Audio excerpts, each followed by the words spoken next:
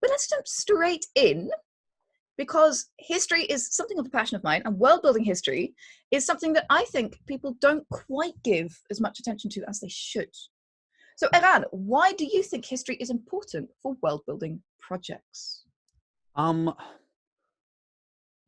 There are several reasons. Let's begin with maybe the most functional one. It gives you strong fundamentals to build upon.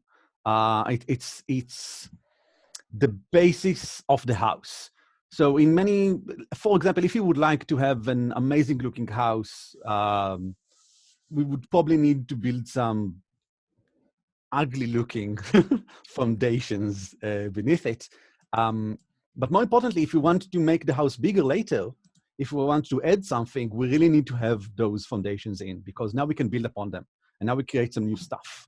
So if we have, even in the vaguest sense, some sort of appreciation to what happened before, and we've written, even in the vaguest sense, there was a war between the nations, now we can develop that into something, whatever. If we need to, for example, think of a new reason for this person and this person to hate each other, well, they are from different nations. Well, those nations were at war, and then we can continue on and stuff like that. But I think that's functional. More sexier is the fact, I think, that history is grand. It gives a sense of importance. It's not just the king of the land. It's the fifth in a lineage of kings that managed to overcome a curse in years past or whatever. This matters because things happened before. And even if it doesn't matter, people in the world think it matters. The people maybe who read it think it matters. And that's awesome. And the last thing, which I almost, it's important as well. It helps establish expectations, which everything about your writing helps establish expectations. But I think that saying something like, this world is built upon the ruins of ancient eras or whatever, if you say even one or two things about those eras, it really helps in making sure that the reader or player, whatever it is that is in your world, will have some sort of priming in their mind for what is then, okay, so what is going on now? What to expect now? There was a bickering between great kings. Okay, so this is about politics, is it? So what is going to happen now is probably also about politics. Something is going to matter in some way. Yeah, I think you're so right. I think it's such a great way to, reveal major themes within a game, within a book, yes. To reveal tone. Because if you're in a grimdark world, I can totally imagine that you can double down on tone by having plagues and, pogroms and horrific things in your history that's already doubling down on that tone. If you're having a bright, noble world, I can imagine revolutions and reformations and ages of enlightenment. But again, you're doubling down on that tone by bringing in elements of the tone seeded and woven into the very fabric of your world, because everything that you put in a history has impact today.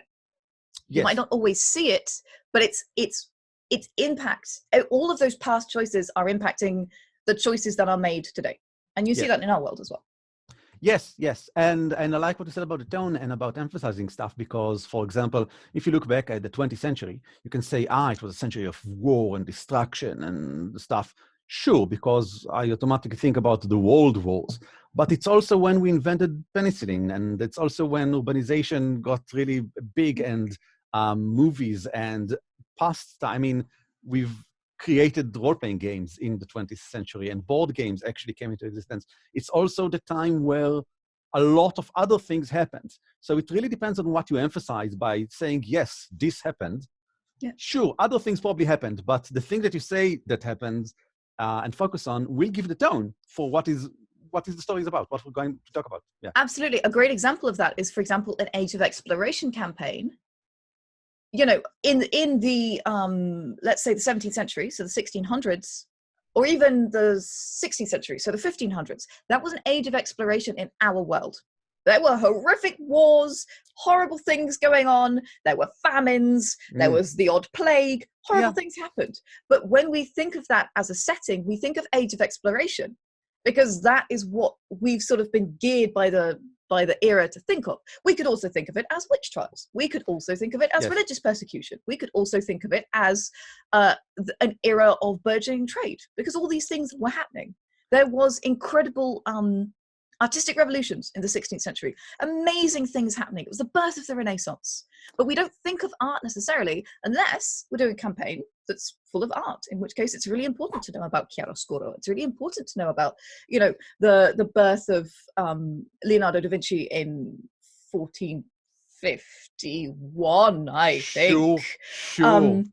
So 1450 was printing press. No, 1452 was the printing press. 1450 was John Dunstable, who was the birth of Renaissance music, almost, basically. And 1451 was Leonardo da Vinci, I think. They all came together. For me, they all came somewhere between 1950. That's what I know. They are before 1950. But yes, I mean, you've just explained, for example, that the way we look about specific points in history is what we personally came to see because of what we learned in history, because of tales that interest us or whatever.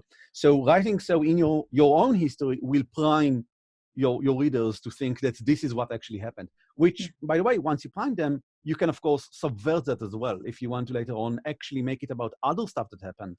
But I think we'll get to that later. Yeah, absolutely.